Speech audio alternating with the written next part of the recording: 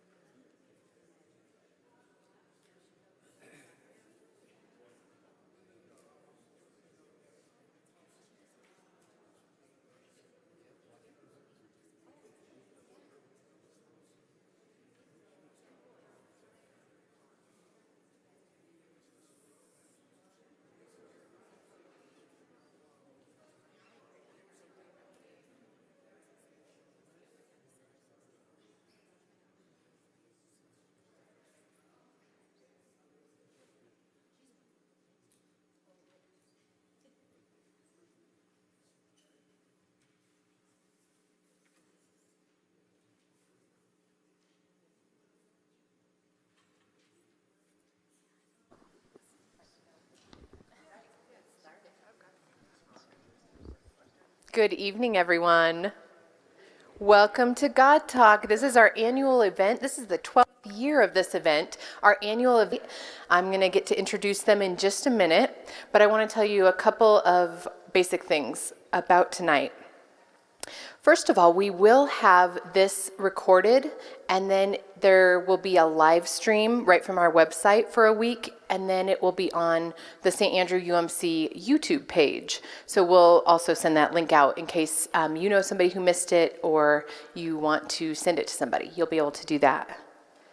You're invited to write your own questions for our panelists, and that will be, I think Jeff will probably cue you when he'd like you to do that. So we have pens and pads of paper we'll pass around, and during the intermission, you can look for either Jeff Klaus or Steve Baska, and they will collect your questions. So we like to save some time at the end for questions from you all, and we often find that people are thinking the same thing, so they're sort of asking the same questions. So we group those together, and then our moderator and Steve will ask those questions as well.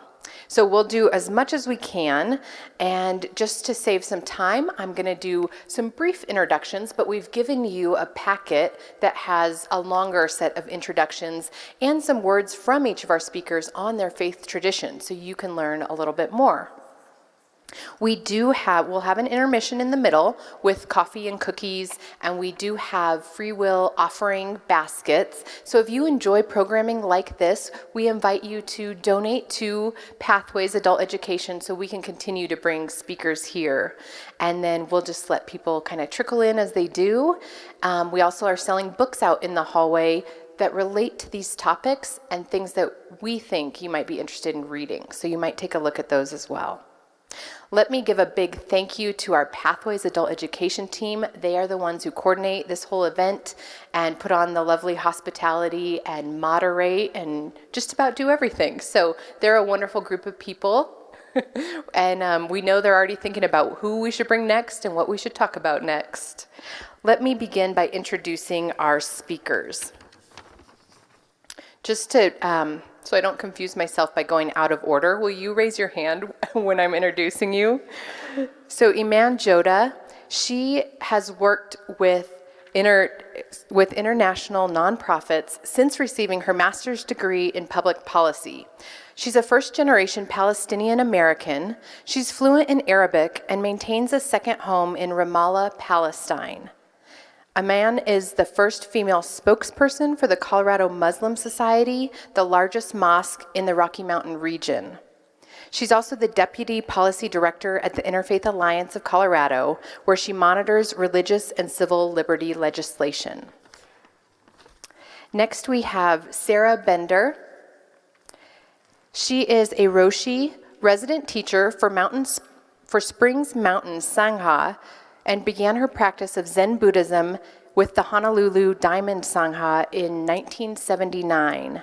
In 1984, she moved to Colorado Springs and soon found a few others who shared her love of meditation and Buddhist study.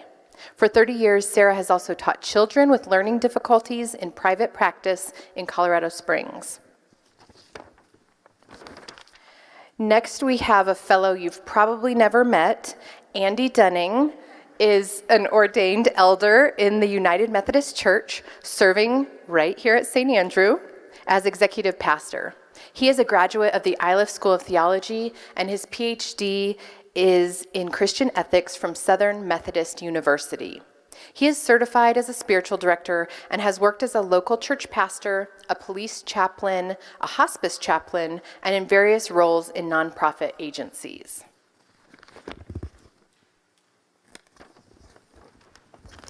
And finally, we have Dilpreet Jammu. He was born in India and grew up in Canada. He has nearly 3 decades of international and domestic business experience. As CEO of Sona Capital, a private equity and capital advisory firm, he focuses on helping growth companies to achieve their funding goals. He is still wondering how he started out in physics and electrical engineering and wound up where he is. Dilpreet is currently the chairman of the Interfaith Alliance of Colorado, the president of Colorado 6, and is also on the advisory board at the Uberoi Foundation. Mr. Jamu is a strong believer in religious liberty. In January of 2016, a member of the Colorado Sikh community was denied a driver's license because of his turban. Mr. Jamu and Colorado Sikhs partnered with the Department of Justice and Homeland Security, first to change the policy in Colorado, and then for 37 other U.S. states. This ruling impacted not only the Sikh community, but all faith communities. Let me invite up Jeff Klaus. He will moderate our panel tonight and get us started with our first question. Thanks, Jeff. You're welcome. Good evening, everybody. As Annie mentioned, I'm Jeff Klaus, and I want to thank you all for coming out tonight and supporting this event. This, as she mentioned, this is the 12th annual God Talk. I can't believe we've done this 12 years. God Talk has always been a Pathways favorite, and it's one of my favorite events. We are very blessed tonight with the panel we have. They'll be addressing the topic of morality, and that term is a term that gets used in a lot of different ways with a lot of different meanings and contexts, and so I'm anxious to learn a lot more about it. Before we start with the first question, I'll just quickly tell you what our process will be. Each member of the panel is going to be given 3 to 5 minutes to tell us about themselves and give kind of an opening statement, if you will, and with a special invitation to share with us anything they want to or feels important about the perspective that they represent tonight. Once the panelists have made their opening statements, we'll go to the questions that the Pathways team has come up with and allow each member of the panel an opportunity to chime in or weigh in on each of those questions. After about an hour, we'll break for 15 minutes. There are cookies, and there will be a place for you to write out questions if you have a question that you want to ask. During the second half, we'll try to address as many of those questions as we can and just get through as many topics and as much as we can. So, and again, I'll point out Steve Baska in the back. He's standing up there, so he's a good person to get paper and hand your question to. So we'll go ahead and begin with our first question. And Sarah Bender has volunteered to take on the first question. And that is, can you give us a working definition of morality? And by that, what should we mean by the term morality? And also as a subpart of that, how does the idea of morality differ from a secular perspective and from a religious perspective? Thank you. Would you like me to fold the kind of opening statement thing into? Oh, I did jump right ahead. So you begin with your opening statement. That's my fault. Oh, okay, that's fine. Begin with your opening statement. And we'll just do those first, and then we'll follow with your question. All right, it sounds like this is on. Hello. And thanks very much to Reverend Annie and all of you for this opportunity to wrestle with the angels and devils of articulation, the price of entry into this important conversation about how we live beautiful lives in perilous times. In this conversation, I'll be saying Buddhism as if I could speak for all the forms of one of the most practiced religious traditions in the world. The nerve. I trust you'll understand that when I say Buddhism, what I mean is the teachings and practices of the Buddha way as I've encountered and understand them. In my experience, Buddhism is not so interested in defining morality, and in fact is very suspicious of taking positions to assert and defend terms of right and wrong. But it is most interested in kindness, generosity, warm-heartedness, intimate responsiveness. And its primary interest, in practical terms, is in ways to bring about what it calls realization or enlightenment. What is realized? What's realized is the ongoing interpermeation of all things and their mutual support, the way all of life supports each other, supports life itself, the fundamental nature of our world. This realization is not so much defined as it is described.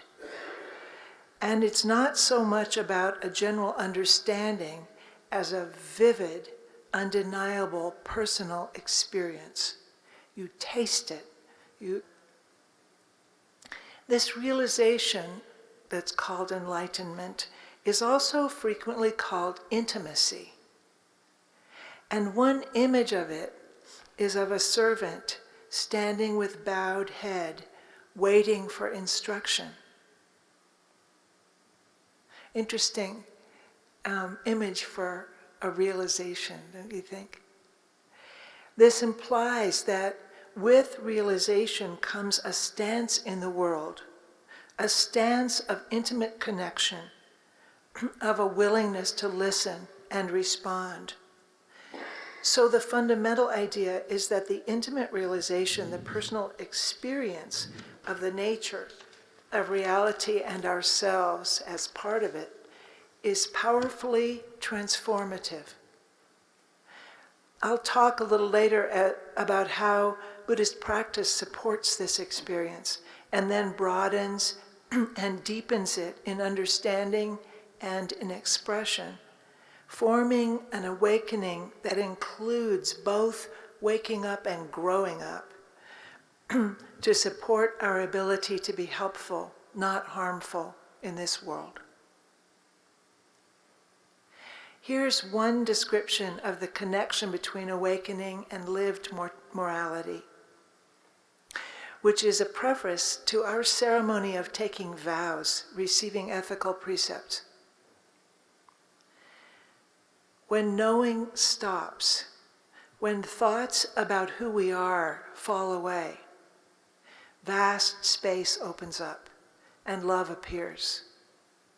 Anything that gets in the way of understanding this is a cause of suffering and something to refrain from.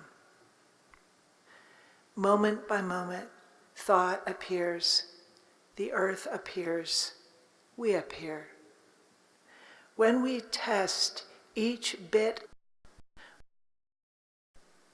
for we are the that eternity has, with our virtues, our failures, and our imperfections, this is the body we take refuge in.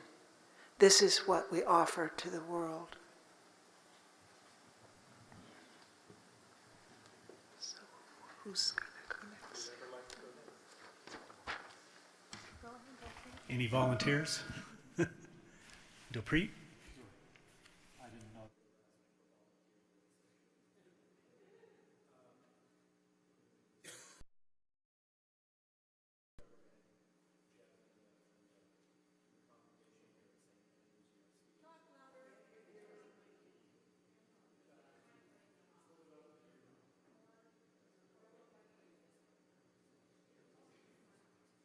Yeah, you can stay.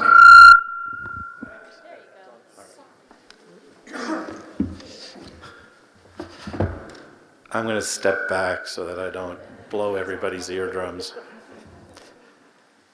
I want to start again. Thank you.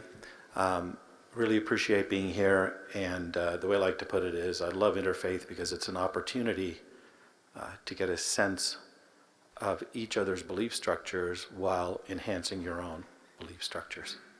So I get an email. I always like to start with a story. I get this email which says the topic is God and morality.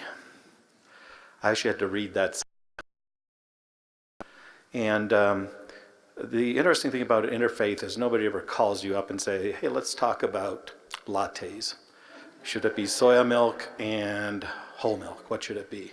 It's always these really intense conversations. But that is the part that I truly love about interfaith because it gives you a chance to have a discussion and to share ideas and examples. So I do what I always do when I'm given a tough job. I start with reading and research, and I went to our Holy Scriptures. I'm a member of the Sikh community, and our Holy Scriptures are called the Guru Granth Sahib. Let me describe them. They're 1,430 pages, over 5,800 in poetry form. It's all in poetry form. And what I'd like to tell you about them is that, to the best of my knowledge, they're the only to the mind in terms of what to do. So here's a basic verse. And the instruction is, "O my mind, forever stay fixated on the Creator that made you." These are what I call praising God, singing about his qualities, the virtues, and all those things. And the other thing that's in our scriptures is what I would call the building blocks of morality, which are really the values. And if you ask any member of the Sikh community, they'll tell you that there's really three fundamental values, along with a whole bunch of other stuff in those 1,430 pages. But there are three fundamental values, and they are what in our language is called kirt karna, which is to do honest labor that does not harm others, but is to the benefit of those, so it's honest work. The next one is, and I'm doing this real fast because I don't want you to remember the words, right? I just want you to remember the ideas, especially the Indian words. You're not going to remember those. The third one is sharing. So once you have done the work, once you have done the worship, what you have earned, you share with your fellow human beings. So it is by taking actions that are in line with these values that one becomes what is known as a righteous person. All right? Now, the one phrase that captures it for me personally is a phrase that translates from truth is high, higher still is truthful living. So one thing is about believing. The other part is about becoming and being and living what you say. So truth is high, higher still is truthful living. So being the physicist and the engineer, I got to tell you, as I continued reading this stuff, I came up with a basic model. Okay, that's what engineers always do. So I've come up with a basic model to help simplify what is a very complex topic. And this simple model is all based on our scriptures, and it consists of three parts. And the first part, and I want you to remember that I said this is the most important part, is you. So, who is you? You are sitting in this chair and you are listening to another you. You are described in our scriptures as having the mind, the body, and the intellect. You have the ability to think. You're also made of what many religions call a soul, a life force. There's the infinite consciousness. In our tradition, we use the word the light of God to describe that which is within you. And the other part of this, again, it plays big into morality, and we'll talk about it later, is you're not alone. You are part of a community. Okay? So there is the first part. The second part of the model is the world. So when you look out there, we use the word Maya, and you're going to love the translation for this. One of the translations for Maya is that which is not that. Okay? Mull that one in your noodle for a while. It's really that which is not that. And so let me make it simple for all the folks who are just English speakers here. In a nutshell, Maya is stuff. It is the stuff. And the simplest way to put it is the stuff, and you navigate a world of stuff. And not only that, the stuff includes everything that you can touch, feel, think about, and that stuff includes your family and all your personal relationships. So they are in that concept of Maya. They are there. Now, the world is your field of thoughts and actions. It's where you play the game of life. It's where the spiritual and the temporal that is within you manifests itself. And it is through your actions that we have the concept of reaping what you sow. So when you are walking around, you are being influenced by this Maya, and you are having thoughts of lust, you are having negative thoughts of anger, you will have thoughts of greed, attachment, you will also have thoughts which are associated with your ego. But the nice thing is you can also experience the positive things. We call them the truth, contentment, there's compassion, there's love, and finally there's humility. And the world in our scriptures is sometimes described as the world ocean, because it is a difficult thing to cross. So that's the second part of the model. And you're going to love this. The third part of the model is God. And you're going to wonder, why did I put God last? Because guess what? That's what we human beings typically do. We put God last. And what do I mean by that? Within us, we have a trait that we call hame. And hame literally translates into I, me, me. So I'll give you a very basic example of hame. Remember, at the start, I said that the most important part of the model, the first part, is you. Well, I lied. okay? The most important part of the model is me. Okay? It's all about me. It's about what I think. It's a hear me, man. Just it's me. And so really, the home is what we call the sense of individualism. It's the sense of individualism which wants all the attention. It wants everything. It focuses your awareness on the world itself, and it takes you to places where you would not believe. It is the part of you that says, I want to accumulate all this stuff. Because remember, that's all about status. It's about me. Okay? It has to do with me. And it hogs so much of your attention that in effect, it stops us from thinking about God. And that is the deliberate part of the home. It is to stop you from thinking about God because it wants to have a relationship with you. It doesn't want you having a relationship or a personal commitment to the source, to the creator, and that which put you here. All right? So now let me finally talk about God. Coming back to God. Truly omnipotent, meaning all-powerful. Truly omniscient, meaning knows everything. And truly omnipresent, which means it's present everywhere. The source is truly present everywhere. And here's the tough part of this. You have to get your mind around it. If God is present everywhere, which a lot of religions say that God is, then that means that God is inside of you as well. The source is present within you. The source is present in each one of us. And the conversation that we are having today here is present with God. Okay? Now, what that means is you do not need to go outside of yourself to find God, because the divine is already within. And here's what I'm going to leave you with. The purpose of the human life in our scriptures is to become one with that source, the creator, whatever word you use for God, while we are still alive and on this planet right now. So as a Sikh, I do not worry about the afterlife. I worry about conduct in this life. I worry about things which are not related to what's going to happen. In our teachings, there's not one heaven, there's not one hell, there's not an eternal damnation, but there are countless heavens and there are countless hells, and they are temporary states that exist out there.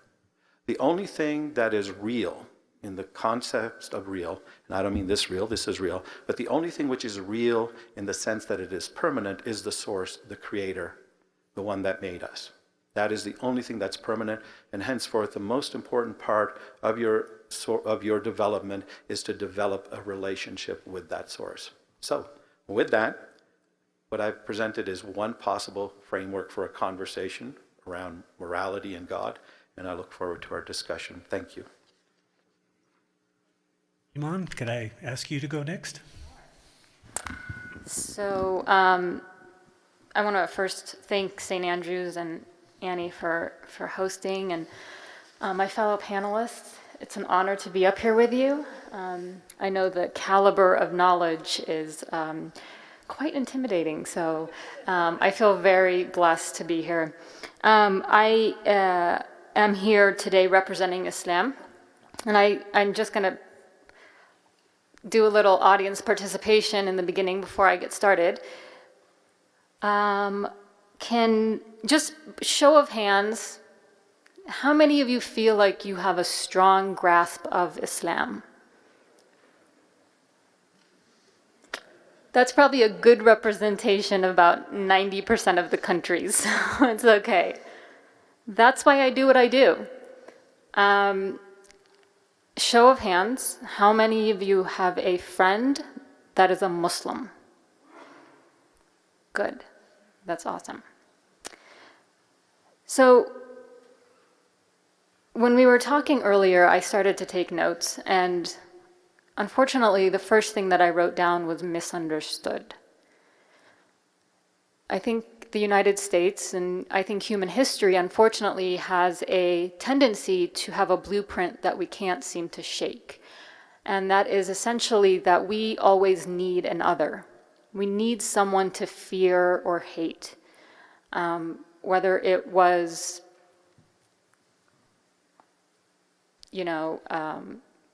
Jews in Israel and the Romans, or Native Americans in this country, slaves. It was even Catholics and Irish. There was a time in this country where it said no dogs, no Jews on doors, and that was not okay, right? And to this day, we're still struggling to find ways to find justice for all. Unfortunately, I do think that it is the limelight and showing that we have more in common than not. So because of that, I want to tell you that one of the first things that Islam or Muslims believe is the definition of Islam. The root word of Islam is salam, or peace in Arabic. So when I greet another Muslim, the greeting is As-salam alaikum, may peace and blessings be upon you. Now, ironically, that same salutation is used when we say goodbye. So the notion of peace and God together are constantly on our tongue. So how do we put this into practice? Now, the root word of a Christian is what? Christ, exactly. So many people believe that as Muslims, we should be called Mohammedists, which I'll talk about in a second. But Muslims, the definition of a Muslim is someone who submits to the one God. So just like Dilpreet was saying, Muslims as well believe in a one omnipotent, all-knowing power, God. God does not have any sons or daughters or wives, no association. So for this reason, we also believe in the 5 pillars of Islam. The 5 pillars are the way that Muslims practice or put into practice our beliefs. And those 5 pillars, and I have them listed here so you don't have to get lost in what I'm saying, but first is your shahada. Ashhadu anna la ilaha illallah wa ashhadu anna Muhammadan Rasulullah. I declare that there is no God but God, and Muhammad is his messenger. So if anyone wanted to say these words, they would become Muslim, and all your previous deeds and sins would be erased. It's like you're a newborn baby. And then your prayer, your salah. Muslims are prescribed to pray 5 times a day. And just like most traditions around the world, not just Abrahamic, we give alms to the poor, zakat. Muslims are prescribed to give a percentage of their wealth to the poor. In Islam, we believe that everyone is created equal. No matter if you are a king or the poorest of poor, you are equal in the eyes of God, regardless of your sex or your socioeconomic background or your profession or anything of the sort. Next is fasting, or for Ramadan. For Ramadan, we are prescribed to fast from sunrise to sunset, from 29 to 30 days during the holiest month of Ramadan in the lunar calendar. Okay? And then to mark the end of that, 70 days later, we perform a once-in-a-lifetime pilgrimage to current-day Saudi Arabia called Hajj. And we retrace the steps of Prophet Abraham. Now, those are our daily practices in which we practice Islam. But we also need something else to uphold those 5 pillars, and that's the 6 articles of faith. And this is where I kind of want to get in a little deeper because I feel like we're going to have more of a connection. The first article is, like I mentioned, Muslims must believe in the one God, right? So there's only one God. And we believe in the angels. God created the angels from the purest form of light. And they do his bidding, meaning they do the angels to jump, they jump. But we say, let me check my schedule, you know? And on that note, we also believe in the Day of Judgment. Because God sent forth the books, which is also the next article, we believe in the people of the books, the Christians, the Jews, and the Muslims. We also believe in the Torah, the Bible, and the Quran, and the stories that are in those books. So because all of that is intertwined, God gave us the prophets, the books. We will be judged on the day of judgment. It sounds pretty familiar, right? Pretty basic. Now, a huge misconception, don't believe in Jesus. Not only do Muslims believe in Jesus, but he's mentioned in the Quran 54 times. Earlier, I said that many times people tell me, why aren't you called Muhammadists, since he's a major prophet in Islam? The reason is because God sent forth prophets before the Prophet Muhammad, peace be upon him, to set forth the law. He gave the Jews Moses and gave them the 10 Commandments, which set forth Abrahamic law that we all follow, including Muslims. And then he sent Jesus to remind them of 2 main tenets, love and peace, which Muslims follow, and we believe in his miracles. We believe he walked on water, multiplied the fish and the loaves, and healed the blind and the sick. And then he sent the Prophet Muhammad, peace be upon him, not to recreate the message, but to reaffirm the message. And so because of that, the Prophet Jesus is mentioned in the Quran 54 times, and the Prophet Muhammad is only mentioned 4 times. Now, Jesus is also mentioned not only by name, but the Son of Mary, Jesus by name, and yes, the Messiah. Because Muslims believe he is the Messiah and that he will return.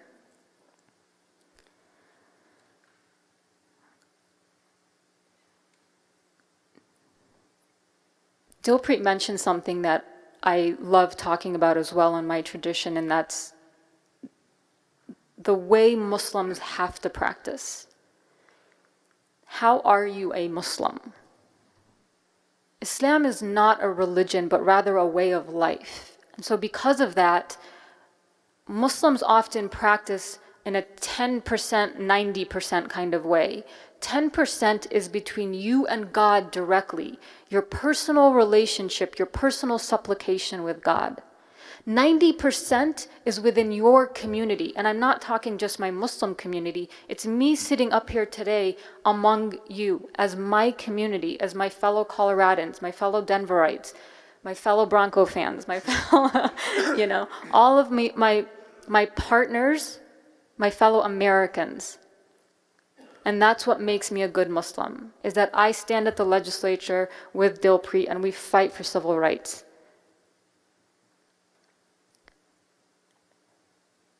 There's a verse in the Quran, and again, this is the word of God, not anyone else. This is the word of God, and it says, I have created you into nations and tribes that ye may know one another, not that ye may despise one another. And verily, the most honored of you in the sight of God is the one that honors this.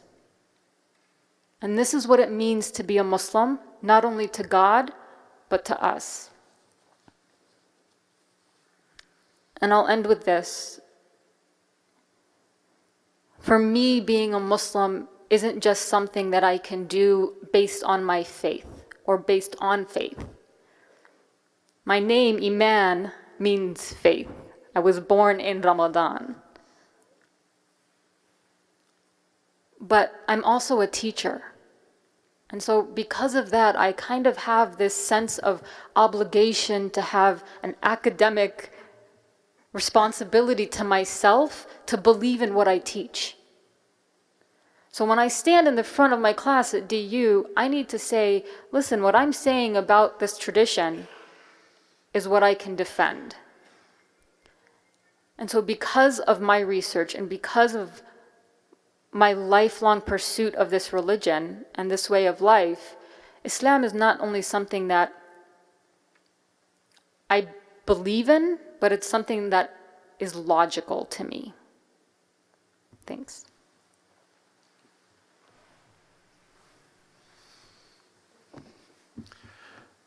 What I'd really like to do is sit here for the rest of the evening and listen to the three of you. I want to thank you all for being here and for what you've said.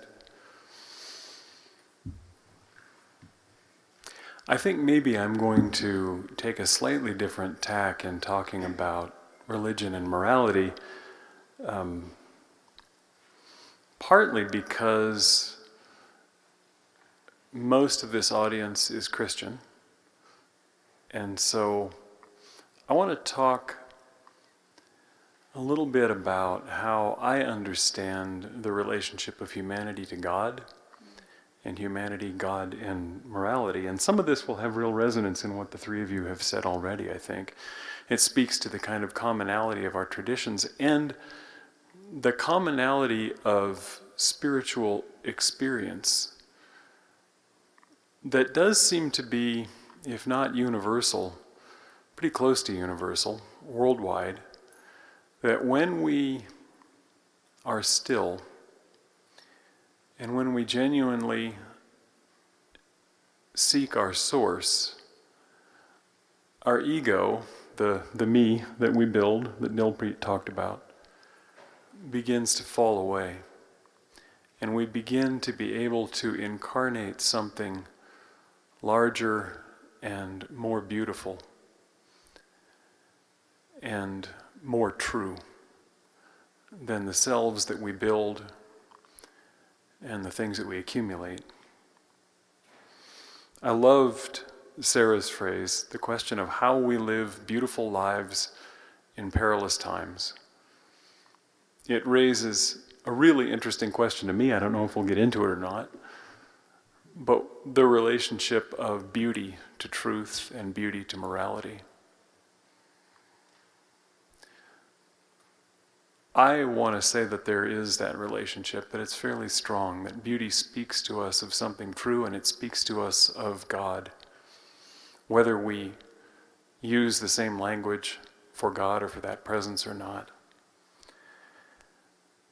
And I think too that I understand it, it's aimed ultimately at a union with God and a falling away of self, so that the moral rules, if you want to use that word, moral guidelines that so many of our faiths offer us, and for which I think we should be grateful, turn out to be sort of signposts on the way. They turn out to be spiritual practice that allows us, they're a vehicle that allows us to get where we're going, which is ultimately, to use Dilpreet's language, ultimately falling into God or union with the one who is absolutely real.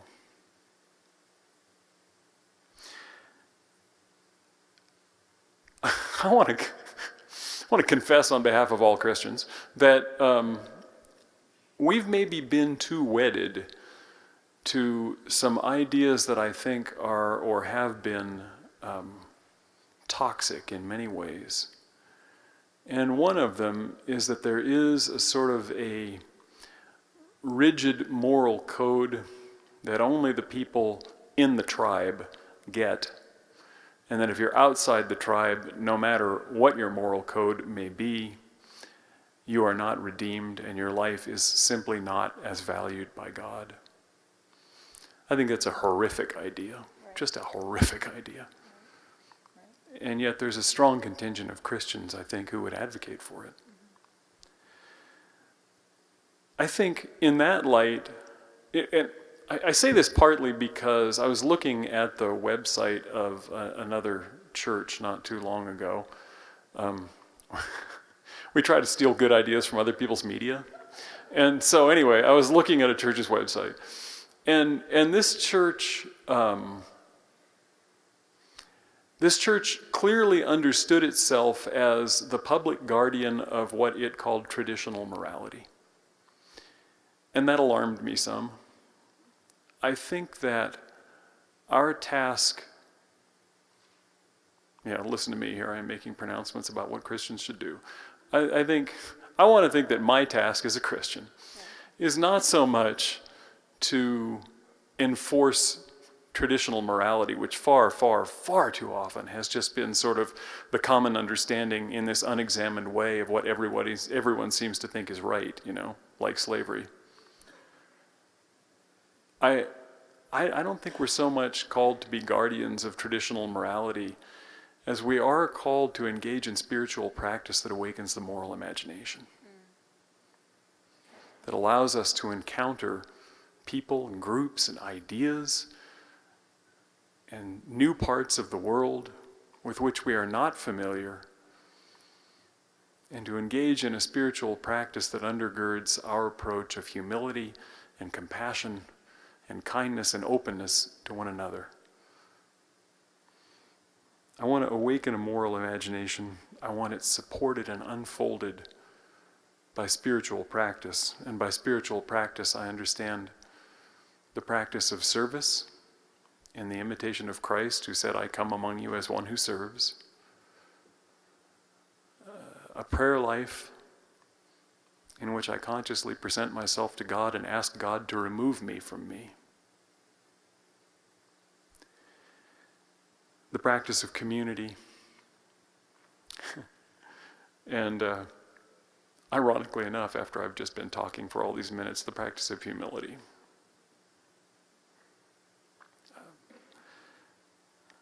I think the guideline that is most dear to me in Scripture about a moral life says that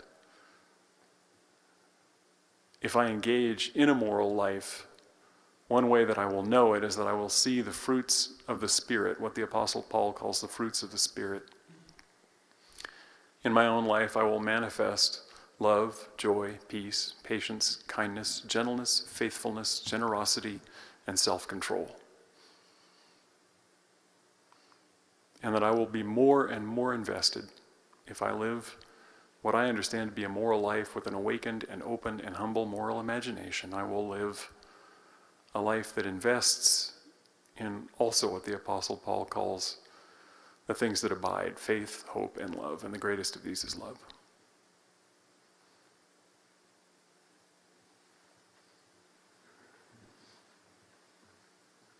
Thank you all. Those were wonderful, wonderful opening statements, and I found it very reassuring that I heard each of you speak about this journey of self-examination. And I think that's why we're all here, is to continue in that journey ourselves. And as part of that journey, coming back to our questions of understanding morality, of what is a working definition of morality from each of your perspectives. And I'm going to invite Sarah again to start off with this question. But what I'm hoping is that as she answers that question and each of you weigh in on that question, that it becomes as much of a discussion or a conversation as it does each little statement compartmentalized one at a time, and that we have a dialogue on all the questions that we ask. So if you would begin and start us off. Thank you.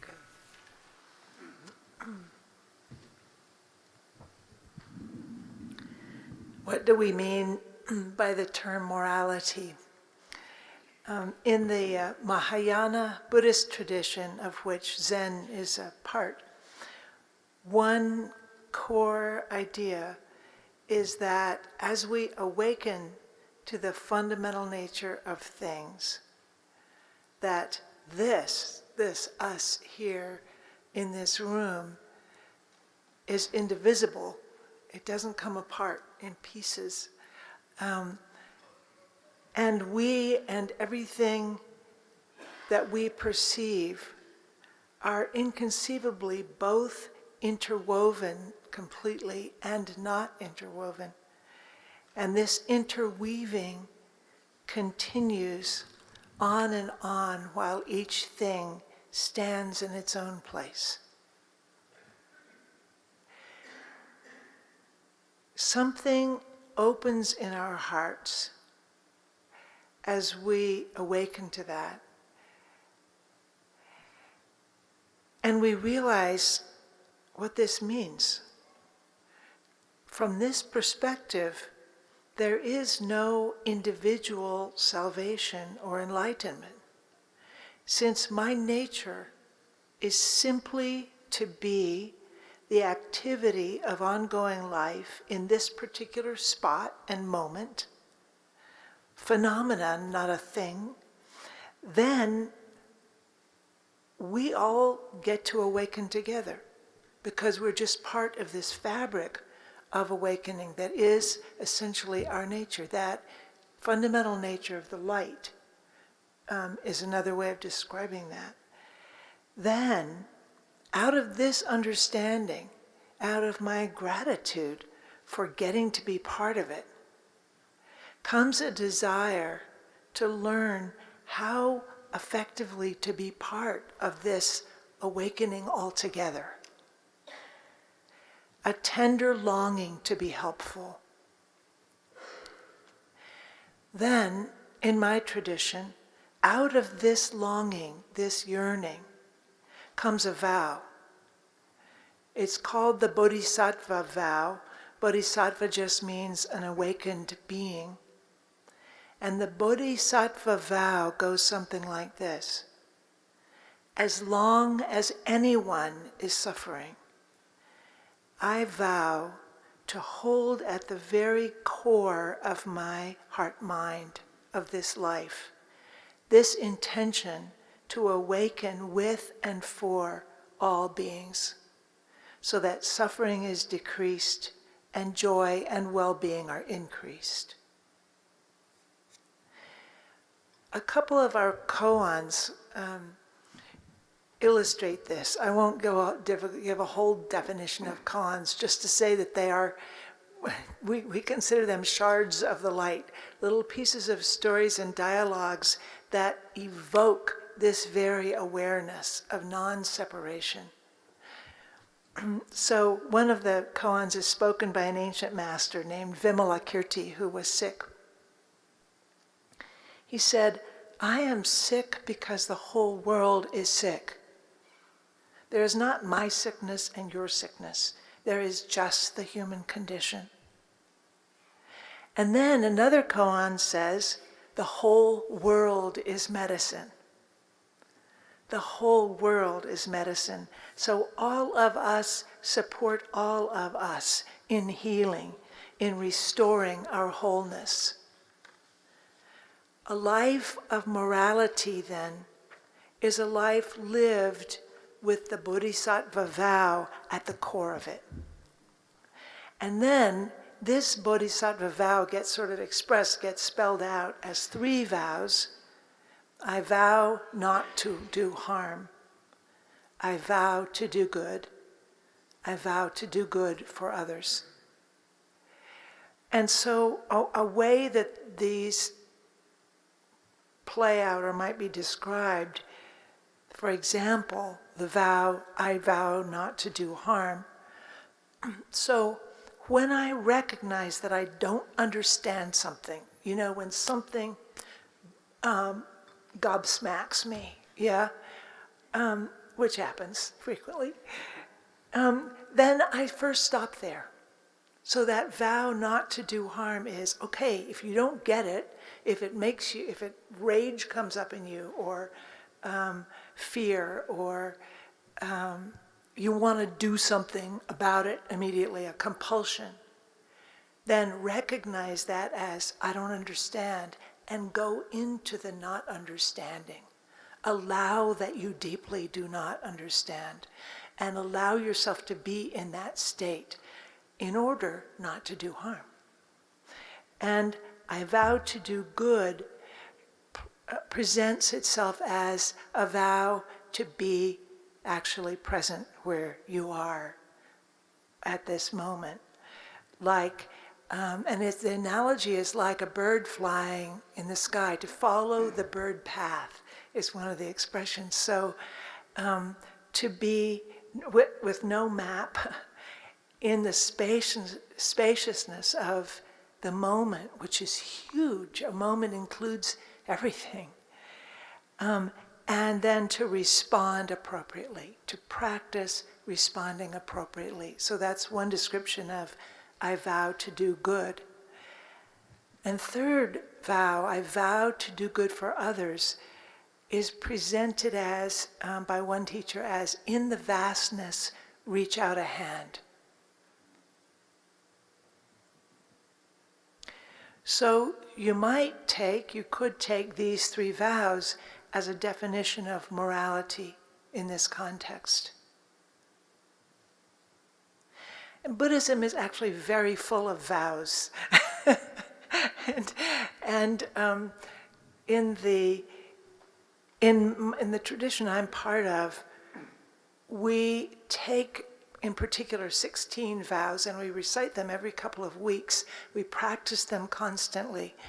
And I think there will be a chance to come back to that. Most of them will be very familiar to you. In addition to these 3 vows, we have vows of taking refuge in awakening the way and our companions, in finding our home there. And then we have 10 more specific vows that might sound familiar. I vow not to kill, steal, misuse sex, lie, misuse drugs, gossip maliciously, praise myself at the expense of others, be stingy, indulge in anger, and disparage awakening the way or my companions. So those 10 we take up very frequently. Is this secular? Is this religious? Hard to separate those in the Buddhist tradition. To most Buddhists, they simply make sense. And in that way, they're secular. Do we consider our vows sacred? I think mostly yes. For me, definitely yes. Are we praying to Buddha? No. For most Buddhists, no. I won't say that represents all Buddhists, but Buddha is not considered a god, yeah? A man, just a man. Do we take these vows in religious ceremony? Yes. And also we take them at home and when we're walking around and in meditation. So both, yeah? And does it matter? One of the questions that was posed to us was, does it matter whether they're secular or religious? And I would say yes, but not in an either-or manner. Maybe it matters that they're both. Does religion make people moral was one of the questions that was brought up. I think more often morality makes people religious. But I wouldn't say, certainly one of the functions of religion is to make people moral. Can you make people moral? I think that's a fair question. And I do think religious practice helps a lot. Okay, can I go to it?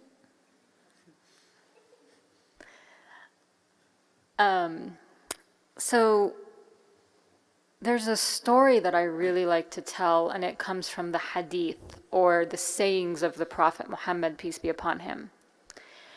And it was during the time of the Prophet, and he said there was a non-Muslim woman who was a prostitute, and she passed by a dog on the side of the road that was dying, needed water. It was in the Arabian Peninsula, so it was hot. And she gave it water, and she made sure that it lived. And the juxtaposition was a Muslim family that had a cat. They did not take care of this cat. They kept him locked away. They barely fed him. And when each of those individuals died, the prostitute went to heaven. But she was not a Muslim. The Muslim that mistreated the cat went to hell. So I tell this story because earlier I mentioned that as human beings, as the creation of God, He gave us free will. And I think that because of the human condition, right, and the intersectionality of relationships that we have here on earth, we have that moral conundrum to constantly ask ourselves, am I going to follow the rules? Whether it's divine law put forth in our books or in divine scripture, or if it's law put forth by our lawmakers saying we can only drive at 55 on 470. These are decisions that we have to make. And that morality, right, is a massive moving scale, because yes, it can be something from as small as I'm not going to speed to I'm not going to commit murder either.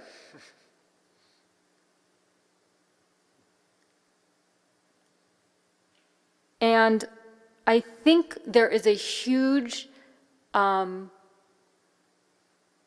link between what our intentions are and what our moral compass is. And as Muslims, our intentions are always included in how we are judged in front of God. For example, the intention to pray, but I missed it, God will forgive me. In Islam, we believe that God is in fact all forgiving, because one of the things He loves is when we, as people who have free will, know to ask for forgiveness. But again, I think that is encompassing our ability to be moral human beings.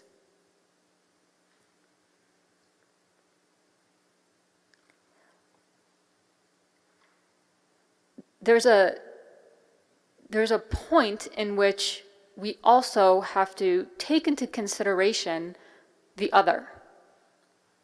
Whether it's literally the other in the sense of you are the person that has been demonized by my country or by my government or whatever, right?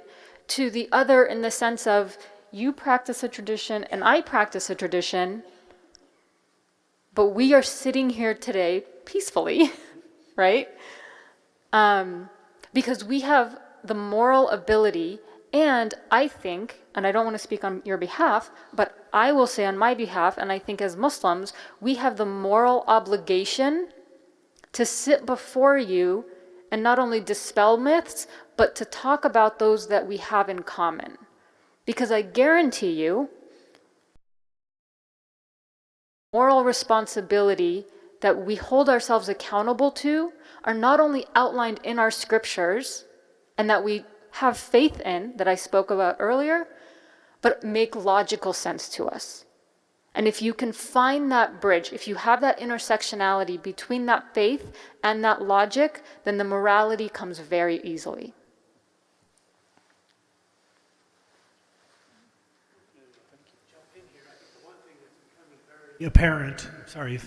One thing that's becoming very apparent is that we didn't schedule enough time for this event tonight.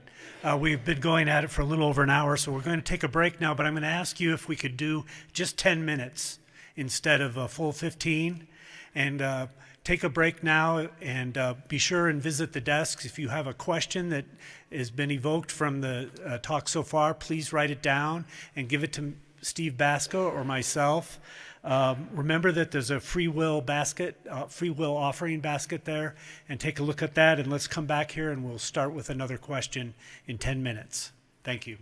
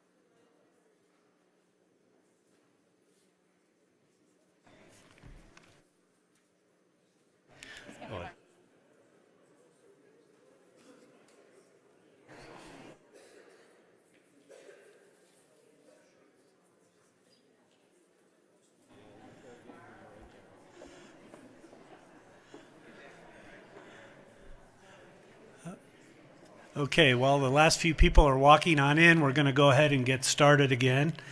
Remarks that where would we look? What sources would we do to help find our morality? All of you spoke to that a little bit, but I wanted Andy to give a chance to elaborate on what he meant by moral imagination. I just thought it was a great phrase. I don't know what it means.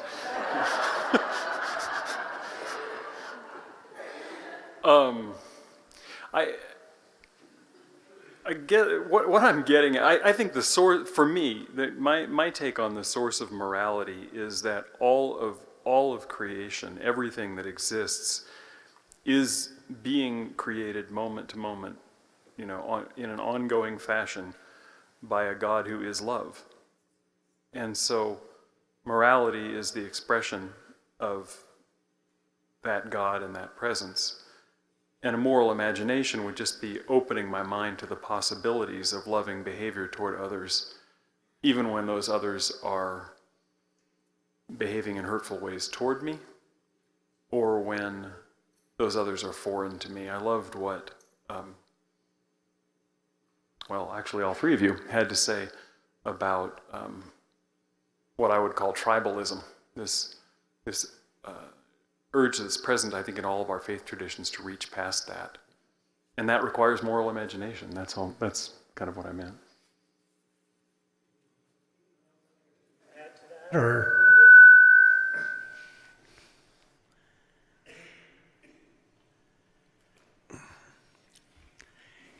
hearing none.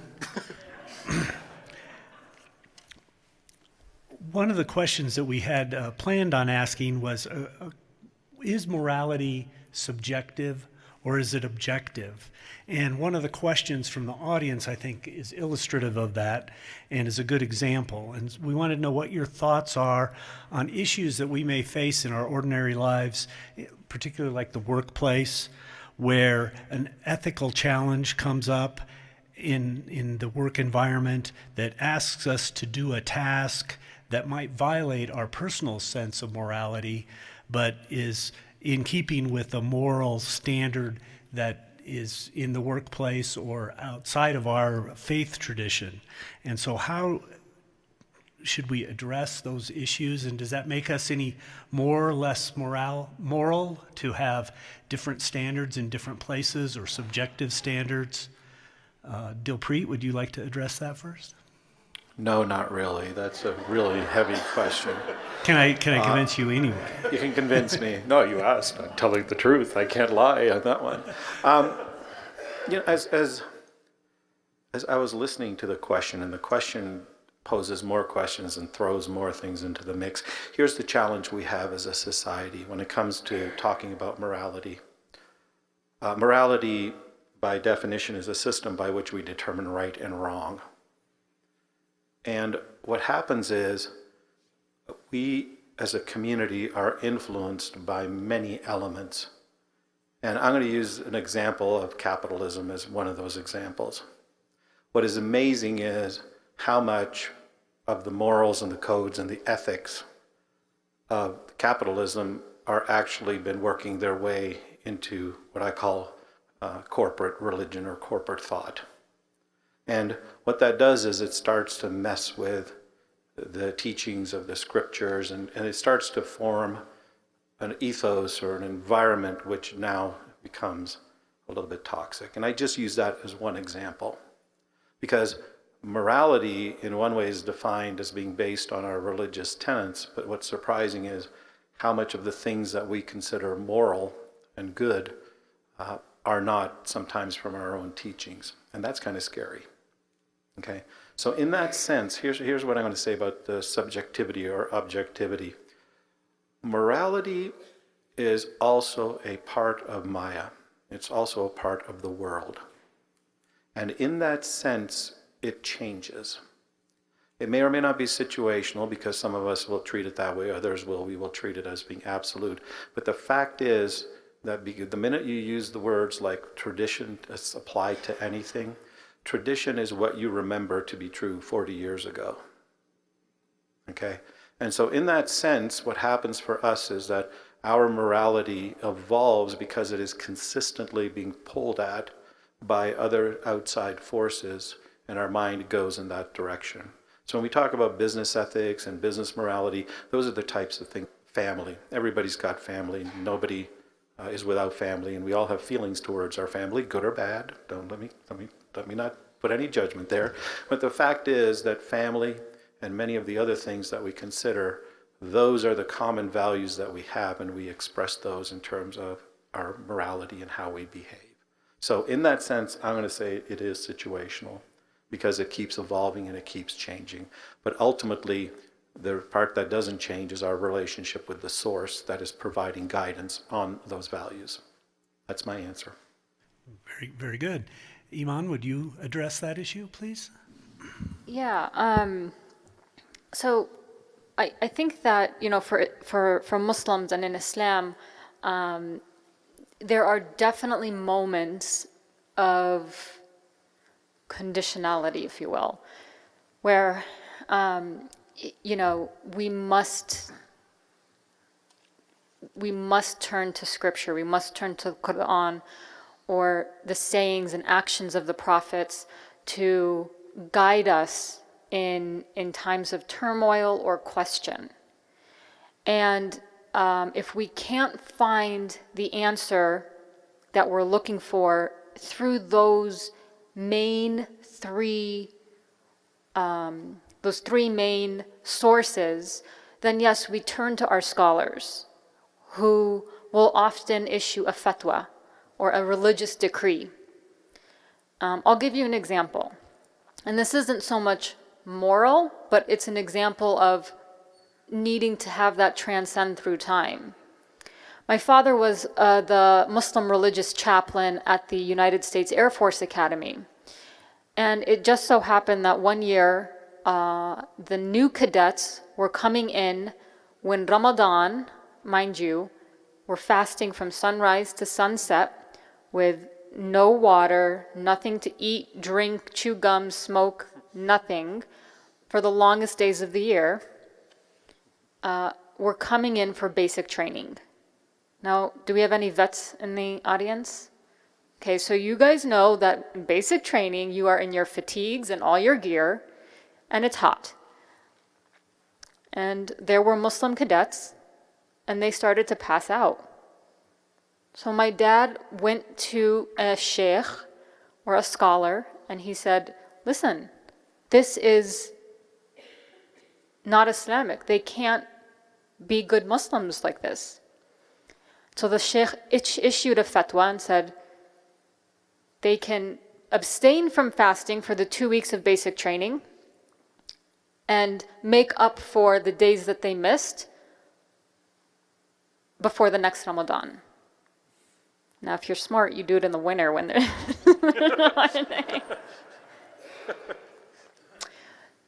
So, I just use that as an example, and I think, the other example of strong morality in Islam is that, I think a lot of people often ask me about jihad in Islam, and that they are convinced it means holy war.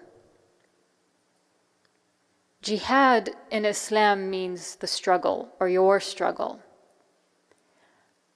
When the Prophet came back from war, one of his companions said, "O Prophet, we have just completed the highest form of jihad." And he looked at him and he said, "No, we haven't. That was the lowest form. The highest form of jihad we're going to do now is take care of the women who are widowed, the children who are now orphaned, to make sure they are provided for, they are taught, they go to school, they become good Muslims." Again, he's integrating that component of morality into his teachings, but into our everyday. And that's why I constantly say that Islam is not a religion, it is in fact a way of life. Muslims are not immune to war. Even though, yes, I talked about peace and I talked about the importance of peace and morality in my religion and way of life. But because of that, there are rules of war. And it even dictates in my religion that anyone who kills an innocent person will go to hell. And it says in the Quran, anyone who kills one innocent person, it is as if you killed all of humanity. But anyone who saves one person, it is as if you saved all of humanity. And I love that verse because not only is it talking about, again, that human nature that we have to forgive, but what it takes to bring that moral element into that intersectionality of the relationships that we forge as human beings with free will. This next question is also from one of the audience, and I think it goes very well along with trying to figure out a way for us to be moral in the world, in this situational morality that we've been talking about.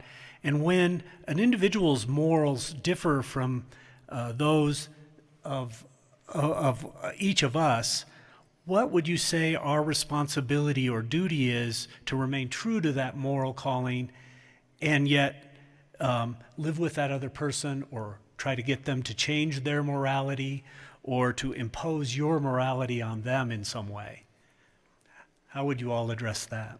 And maybe I could ask Sarah to start briefly with that and get a short answer from each of you.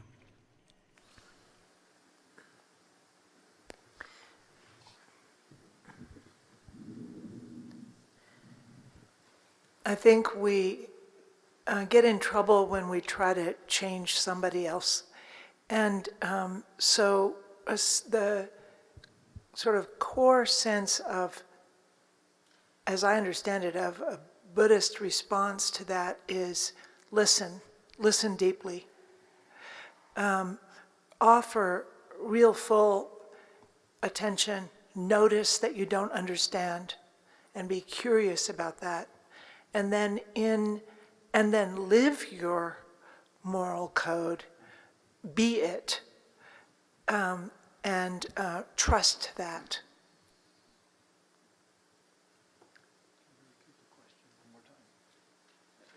Try to shorten it a little bit. The question is, when someone else's morals differ from yours, what is your duty or responsibility to change them or impose your moral beliefs on someone else? I would concur with what you said. The path of Sikhism is not to change everybody else. It's to work on yourself.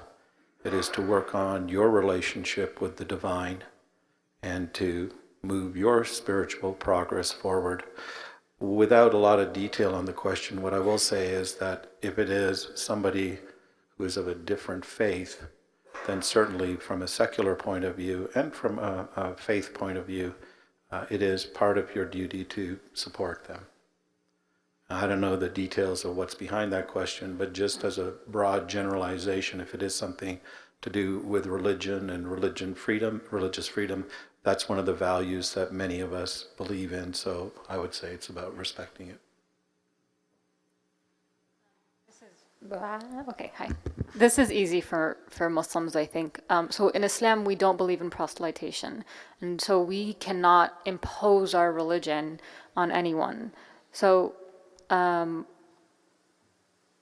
want to make it very clear that anytime Islamic, and therefore they have no right to be calling themselves a Muslim. And that's really important to take away from this. That said, I mentioned earlier my 10-90 practice, right?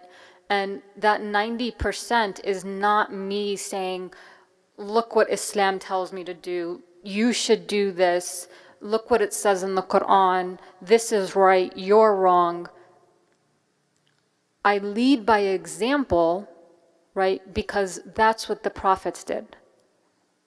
And to emulate the prophets, people chosen by no less of an authority than God himself, is what Dilpreet just said, is what you want to do is to make yourself best. According to the BBC, by 2070, Islam will be the largest religion in the world. And according to CNN, by 2040, which is not far off, it'll be the second largest in the United States.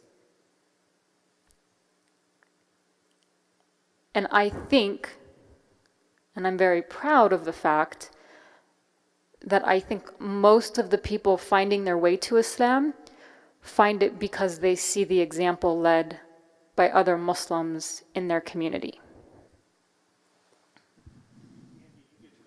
I'm going to change the question a little bit in light of the perspective you're representing tonight, which, from my experience, has a express evangelical component to it.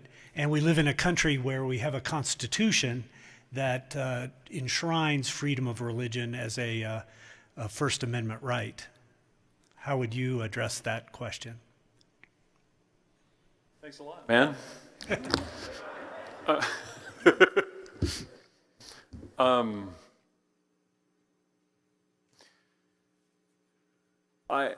I wholeheartedly support freedom of religion and the idea that human beings created by a loving God have free will, because I believe that what God wants most from us is a loving relationship.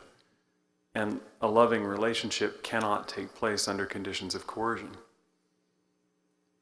So the way I reconcile myself to the sort of evangelical component you're referring to, which really draws on Jesus' instruction to his disciples, often called the Great Commandment, go and make disciples of all nations, is to ask myself, what does it mean to make a disciple?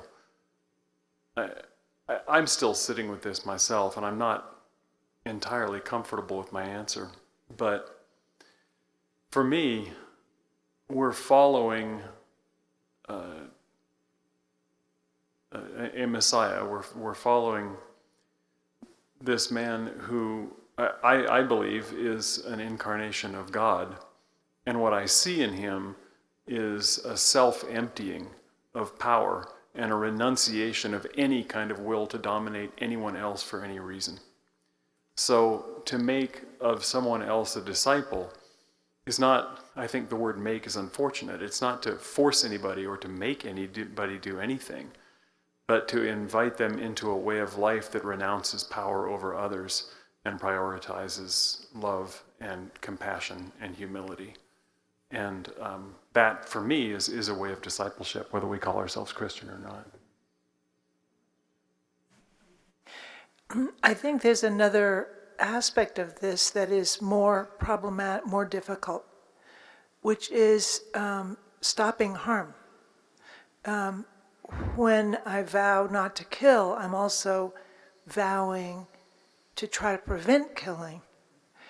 And so that means that if there's killing going on, or the likelihood of killing, then I have some responsibility. And my tradition doesn't say this is what you have to do about it. It doesn't sort of spell out that these are the rules. It just says you have some responsibility. Feel free, go ahead. In our faith tradition, there is a line which says, there is no Hindu, there is no Muslim. It is not denying that there are 2, 3, 4 billion people on the planet. What that line basically says, and what our teachings talk to us about, is the fact that all religions come from the source, and all of them have some element of truth within them. And when I say some element of truth, I say the same for Sikhism. The fact is, the Creator is just way too big for any one religion or for any one person to say, I understand the Creator. Just based on what we know from the Hubble Space Telescope, there's about 94 billion light years worth of universe. So that's where I'll leave it. Thank you. What would each of you say is the consequence of being moral or immoral Is it a carrot and stick analogy, or how should we think about the benefits or harm that we do to ourselves from being moral versus immoral? You want to start with that? I like this one better than the other one you gave me. Hey, you know me. It's interesting. One of the things I've heard, and members of our community do this, is they'll get up and they'll speak on behalf of God. Okay? And I love it because they'll say things like, God wants you to do this. God this, God that, and it goes on and on. And here's the fundamental response that I will give you. God is really too big. And God doesn't want anything. God's the one that made you. If you believe that God is inside of you, God already knows all the things you're messing up on. He knows all your dysfunctions. So God doesn't want anything. Think about that for a second. The creator of the universe is sitting around saying, gee, what does Dilpreet want? No. The fact is, it's a question of what do we want. And all these moral things that we talk about, or immoral things that we talk about, is really to work on ourselves and take us forward with the Creator and with the creation, and to function within society. That's what it's all about. And I'm going to be a little bit controversial. I will jump up and I will say that if you live in society, it's very hard for you to be a moral person.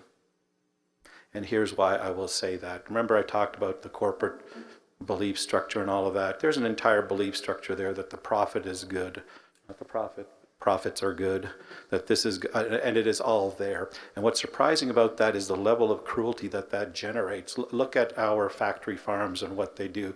It's almost made me a vegetarian, just to let you know. Okay?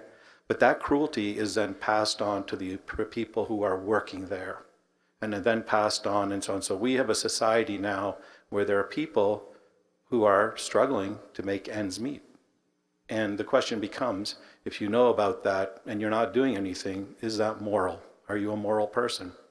So, hate to bust the bubble, but the challenge that we have is that it is very difficult to live in a society because that society has its own set of morals. And that truth goes also to how we work overseas and how the machinery that we have created does that. Until we speak up and we do something about that, you cannot be claiming to be moral. But here's the good news. I don't think God really cares, in the sense that he is the one, or she is the one, that is observing all of this and is a part of this and understands completely what we are all about. Go ahead. Yeah, no, Iman's going to hit it. So, I'm going to say I kind of agree with Dilpreet, but that's normal for him and I. And I only say that because I feel like we live in a world that has become so complex that if we were to truly burden ourselves with the minutia of, you know, I can't shop at this store because they do this, or I can't buy this product because of that. But here's the deal, and I came to this realization almost about 10 years ago when I was trying to figure out somewhat what to do with my life. I said, you know, I have all of these passions, but will it in fact do each of those passions justice if I gave all of them attention? And I realized that the answer was no. So what I decided to do was figure out which of those passions, in fact, I was most passionate about. And that's what I've put my energy and my time and my career towards. And I think as a result, it's allowed me to influence change, positive change in those areas much more than had I spread myself so thin. And so I think this is the same when we come to those questions of morality in a bigger context of our world and even our society. Yes, if you decide to not go to Starbucks because you feel like it's not supporting the little guy, that is fantastic. And that is a choice you can make on your daily level, right? And if you want to get even bigger, and you can say, you know what, this is a foreign policy that I'm really passionate about, and I'm going to make sure my congressman or woman knows about this. I'm going to join organizations that do that, because again, that's where my moral compass is pointing me, then that's where you should go. Those are the choices that I've made, and I take solace in the fact that my faith tradition backs me on that. I take solace in the fact that the things that I choose to do are halal or kosher in Islam, and encourages me to fight for human rights, to fight for those civil rights, right? To stand up for the little guy. And that's what I do in my career. I mentioned earlier, jihad is a struggle. My struggle, right, my personal struggle that I have chosen to take on is stand before you today and dispel these myths about Islam, and to simply teach you about Islam. Anyone else want to chime in? Another question we had from the audience was, what are your views about the morality of military service? And I think this is a question where people that serve maybe face a dichotomy of being patriotic and serving their country through military service, and being conflicted by maybe what some religious teachings are about doing no harm and caring for one another. Any thoughts on that? And maybe before you answer, a sub-question to that, or an alternative question, would be, if it's moral under some thinking like the St. Augustine's just war theory to depose a evil person like Hitler, would it be immoral to not depose someone else equally immoral, and such as Pol Pot or another tyrant like that? Can go for, if you don't mind, again. Please. I was, I think, maybe in 5th grade, and I will never forget the day when my eldest brother came to my parents and said, I am going into the Air Force. And nearly 20 years later, he is a lieutenant colonel at the United States Air Force Academy. And I'm incredibly proud of him. As a Muslim Arab American, he's made a choice to defend this country. And I think that is something that many Americans choose to overlook when it comes to Muslims serving in the armed forces. And there are over 5,000 Muslims who have taken this vow. Now, as a little girl, that was one of my first questions. And I thought, okay, if we go to war, especially growing up in the shadow of 2 Gulf Wars, being very well aware of U.S. foreign policy in the Muslim world, I thought, are you going to be on the front lines? That was my image of war. I like to think they keep the smart ones behind the...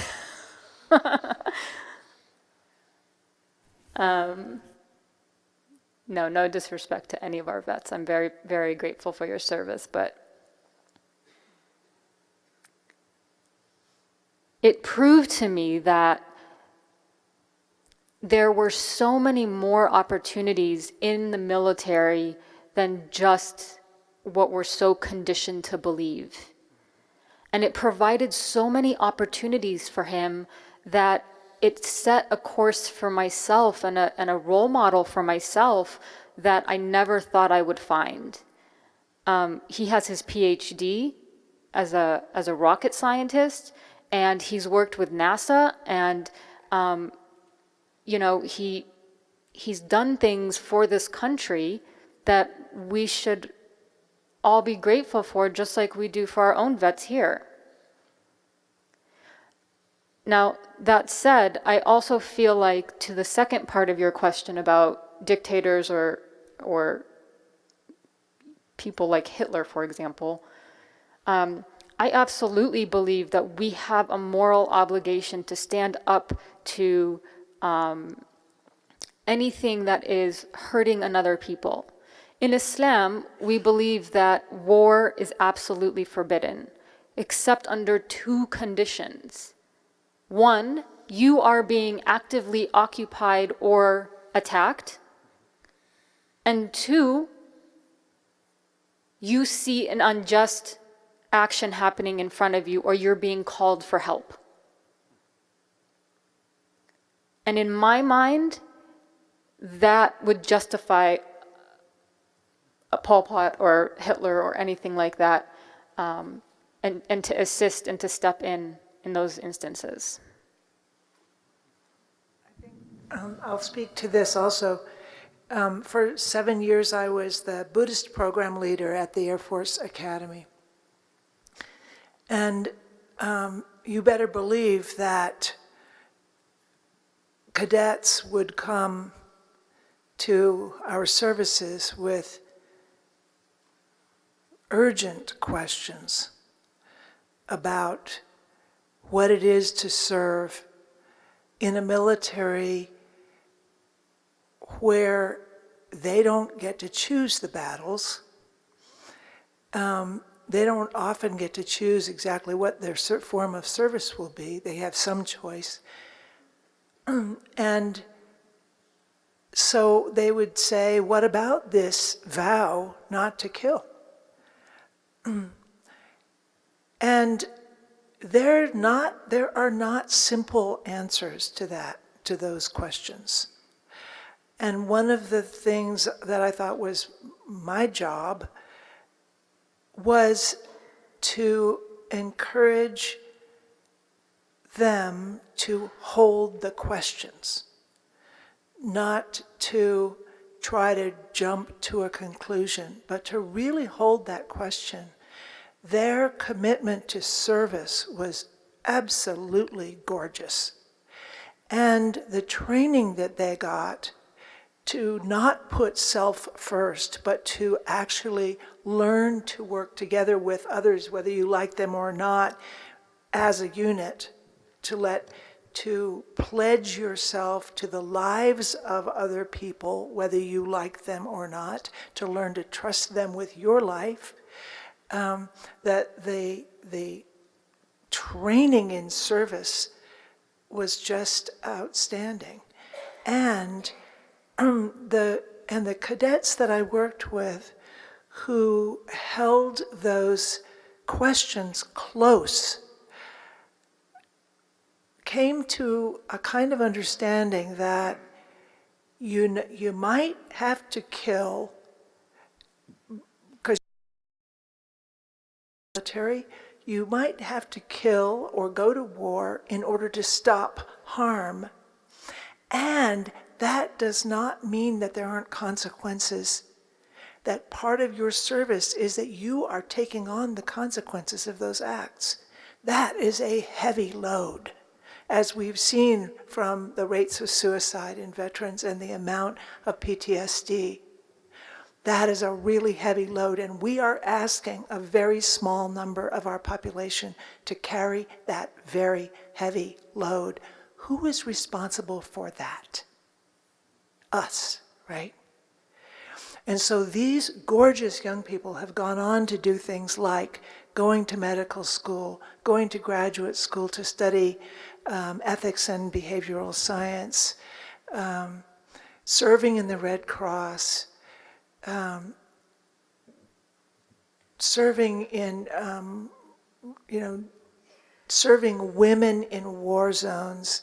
They've gone on to do beautiful work using the training and the integrity that they developed in their military service. So they then, having had the experience of war, are so important to our culture.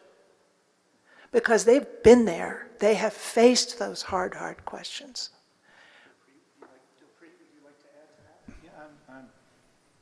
Hello, there we are.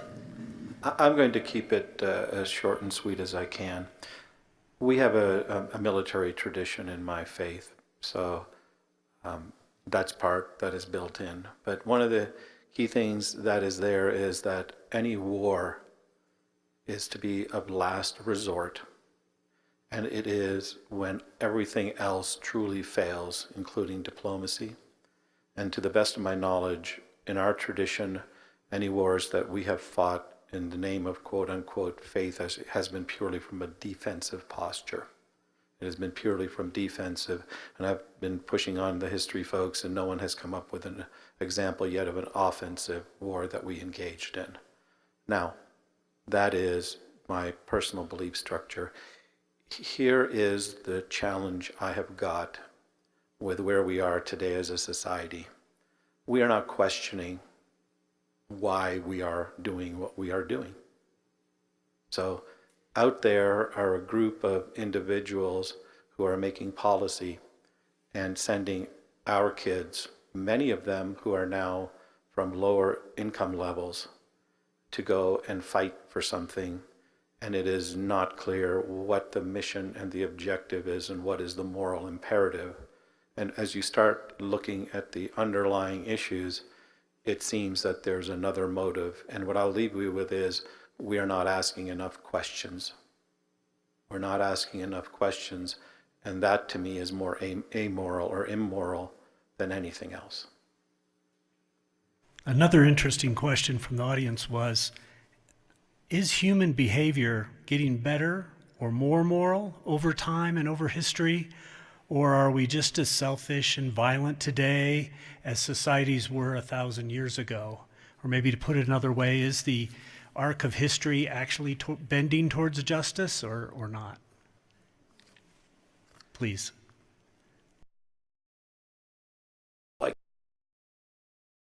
I just teasingly called it an old geezer question. The fact is that when we look at our history and I look at our scriptures, they describe a time, a dark time, where the kids are not listening to their parents, the folks are accumulating wealth, and the stuff they're accumulating are elephants and so on and so on. That hasn't changed. It's now just become corporate jets and yachts and all that other stuff. Okay? So in that sense, we are probably not that different than we were about 100 years ago, maybe even 500 or 1,000 years ago, in the sense that we are all in the same mode. The exception is, and I've started to see it, I think the exception is that there are pockets of individuals coming from many of our partner churches and other places who, I will use the word, who are awakening, who are starting to think of those things that have a greater perspective, not a lesser perspective. And that is all about moving away from being a consumer of products and services to for our society and for the betterment. And so as a consumer, all we do is, boy, what's the next sale? What's the next credit card deal I can get? Oh, I'm so excited. I'm going to run down to Best Buy because they have a new HD TV. The creator is the one who now sits back and says, what does our society need? What does it look like? What is truly moral? What is right given all that is there? I think that awakening and that realization is slowly starting to come about as we start seeing what is happening in our nation. Maybe let me add to that question if one of you want to also address it. What do you think for the future of morality of mankind? Anyone want to tackle that?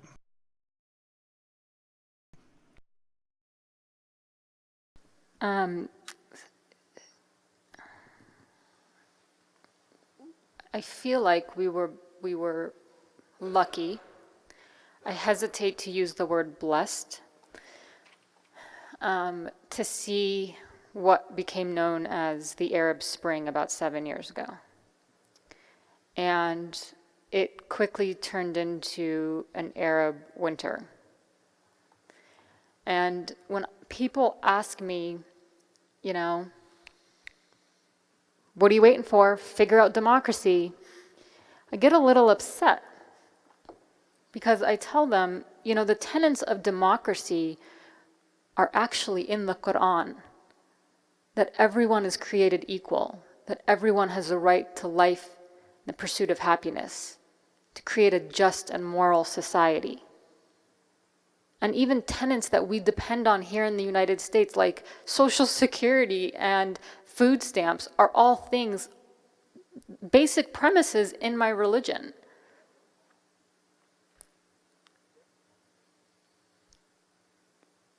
$1,400 ago, the Islamic world gave us things like latitude and longitude, the theory of contagion, algebra, numbers, some of the largest and most amazing libraries. And we owe them for that. But unfortunately, tradition trumped, no pun intended, my religion. And things came to surface like women can't drive or women can't vote, all things which are completely untrue. There are 14 women heads of state in the Muslim world. I'm sorry, 9. And we've had, but the primitive Muslim world has had 9 elected. The only thing that I say to questions like this is, if Europe, which was predominantly Christian at the time, went through 200 years of the Dark Ages, then allow the Muslim world to come out of their Arab winter and emerge into their Renaissance, because we have before. And when we can provide humanity with things like algebra and numbers and latitude and longitude, then I have no doubt that what's yet to come out of the Muslim world will be extraordinary. The average person in the Middle East is 30 years old. It's a very young population. So I ask you to remain patient as we go through those growing pains. Question? Yes. I'm sort of going to go into the Zen Buddhist tradition and ask a question about the future of morality. Here's the question. If a tree falls in the forest and there's no human to judge it, is there any morality? Let me take it to an emotional level. A tree falls in the forest and kills a deer. How do you feel about that one? It's a baby deer. Is there still a moral element there?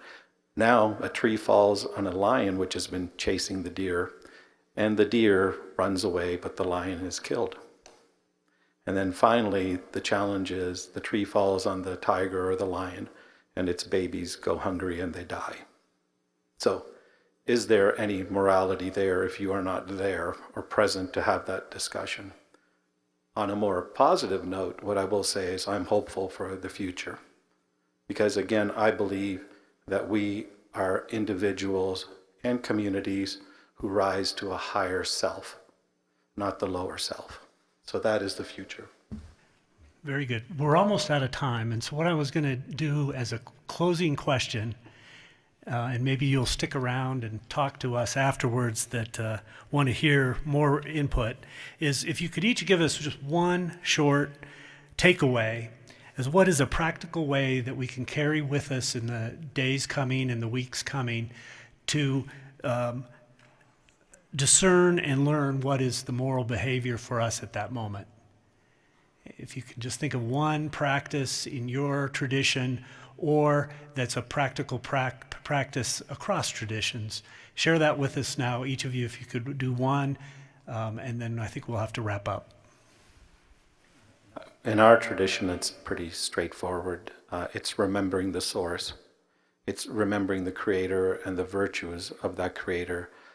It's very difficult when you are thinking of a higher power. You can probably pull it off, but it is very difficult to not take a more moral practice when you realize the creator of the universe that put you here. So I would say it is to remember the source, the creator, the power, whatever name you give to God. Right on down the line. What I find most helpful is to anchor my awareness by breathing in the spaciousness of this moment and then listen.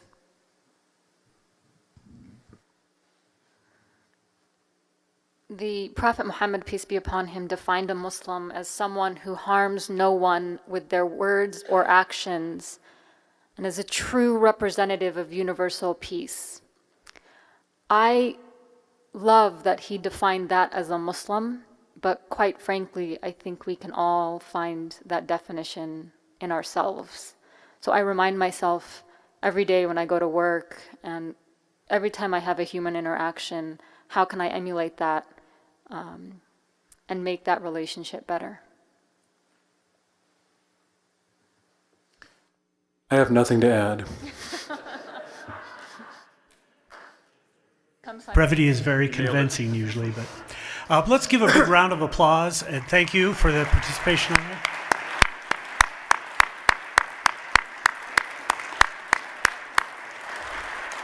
I want to all thank you again for attending and supporting this event.